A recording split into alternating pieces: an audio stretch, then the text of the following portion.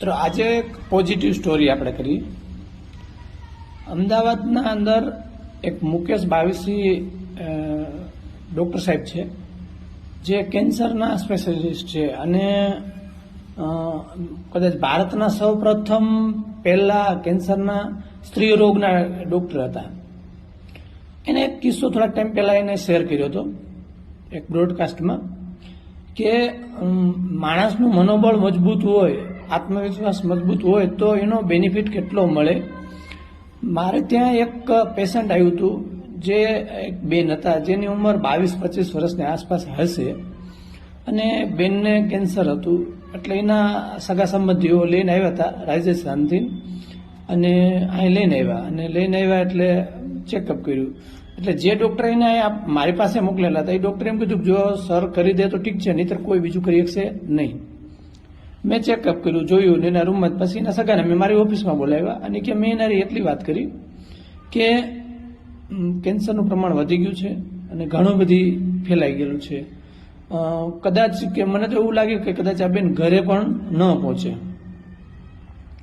ત્યાર પછી એના સગાના મેળે એમાં એક ભાઈ આવ્યા મારી પાસે, કાંઈ વાંધો નહીં સાહેબ, પણ તમે એક કામ કરો ને, એ બેનને આવીને એટલું કહી દો કે બેન તને કાંઈ વાંધો નથી અને તું 1 થી 1.5 મહિનામાં સાજી થઈને મારી પાસે આવી જઈશ અને હું તને અત્યારે જેટલી દવા લખી દઉં છું, દવા લેજે, બીજી કાંઈ તકલીફ નથી. કેમ કે એનો ઘરવાળા છે ને એ એક હોટલમાં નોકરી કરે છે, અહીંયા નથી, તે બોમ્બે છે.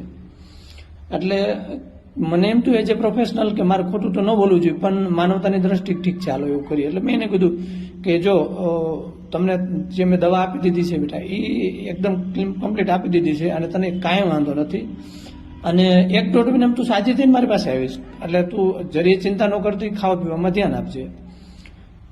આવું થઈ ગયું ને એ લોકો અહીંયાથી નીકળી ગયા અને આપણે આપણા કામમાં વ્યસ્ત થઈ ગયા.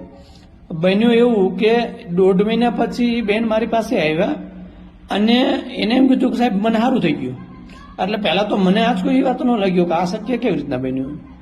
બીજી વાત એ લાગી કે આટલું ભયંકર હોવા છતાં એકદમ નોર્મલ કેવી રીતના છે.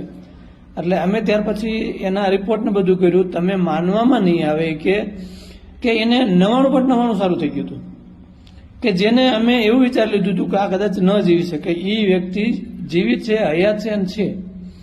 એટલે જો તમારું આત્મવિશ્વાસ ને આત્મબળ મજબૂત હોય ને તો તમારા રોગ પ્રતિકારક શક્તિ એટલી બધી વધારે થઈ જાય કે તમારા જે રોગના સેલ્સ હોય એને ખતમ કરી નાખે. એટલે મેઇન વાત આમાં એ છે કે તમારું આત્મવિશ્વાસ કેટલો છે, આત્મબળ કેટલું મજબૂત છે ને એના ઉપર. આપણા દેશીમાં, આપણા ગામડામાં એમ કહેવાનું હતું ભાઈ તમારું મનોબળ મજબૂત હોય બધું થાય. એટલે હંમેશા આપણું મનોબળ મજબૂત રાખવું.